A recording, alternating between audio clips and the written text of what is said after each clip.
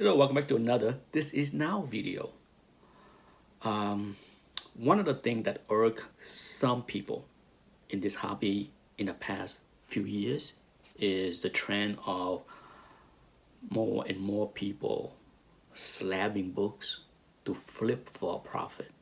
Okay, I got enough negativities on my channel whenever I talk about slab flipping. I get comments like, what happened to this hobby when it's about reading? You ruining it, Anyone that has been in this space long enough know there are a segment of collectors out there that don't like to see slabbing, profiting, speculating,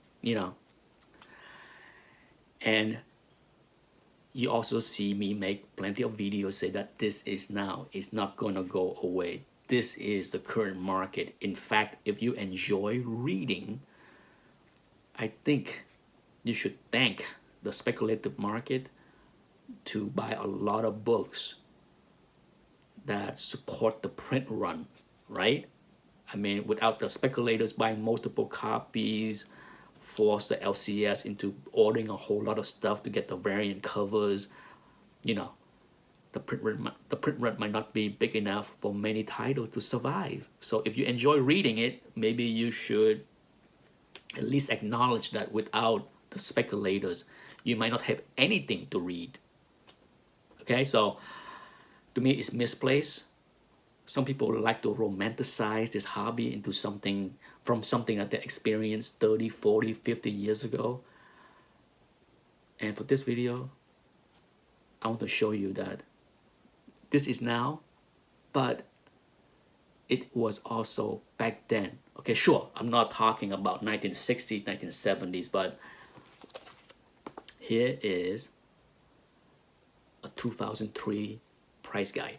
This video was prompted by me seeing the Heritage Guide talk about the Promise collection, because I remember reading this little excerpt in here from Lon Allen, one of the heritage expert that responsible for bringing us the Promise collection. But in here in 2003, I'm not sure if you can read. I'm going to try to hold it and you can pause the video and read that little excerpt right there. Hopefully it's going to be clear and big enough. Okay, but here we go. Let me read it for you. It is already happening, as I know several collectors and dealers who have made this transition and now focus almost exclusively on mining the Bronze Age. Though it has gotten more competitive over the past year, it is still possible to buy a near mint Bronze Age book from your local comic shop for under $10, have it CGC certified, and quickly sell it for over $100. This is a good margin, and it is no wonder that dealers who used to ignore Bronze entirely are now pushing collections that they may have passed on in years past, and now putting forth more effort to bring a good selection of 1970s books to shows. Bronze Age books have gradually become the bread and butter for many dealers. So, as you can see right there, even in 2003, 18 years ago, that's a long time. That's back then, okay? Buying raw books to slab, to flip, already existed. It's not something that happened 5 years ago, 3 years ago. Okay, so I understand for those that are annoyed by what they're seeing with this hobby, it is what it is, okay? But if you think that this is something new, it's not. It's not, okay? It's new because you have rosy glasses on, or you romanticize this hobby into something that it hasn't been for over a decade. Maybe even 2 decades soon, okay?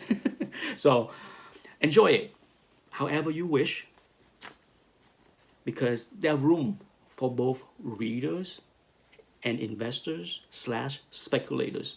That's it for this video of This Is Now. Nothing much has changed. It just become more visible. Okay, for sure. It's perhaps more popular and more visible because of social media and availability of the internet and everything else. Hey, 2003, yes, we have internet, but social media is at the early stage. Okay, it hasn't taken off yet. Today it's more in your face kind of thing. So yeah, it does. I can understand it get I can understand why or how it can be annoying for those that doesn't like this trend, because it's more in your face now with social media. But the reality is, people slabbing book to turn a quick profit has been around for a long time, longer than many people have been in this hobby. Yeah, that's it for this video. Thanks for watching. Bye bye.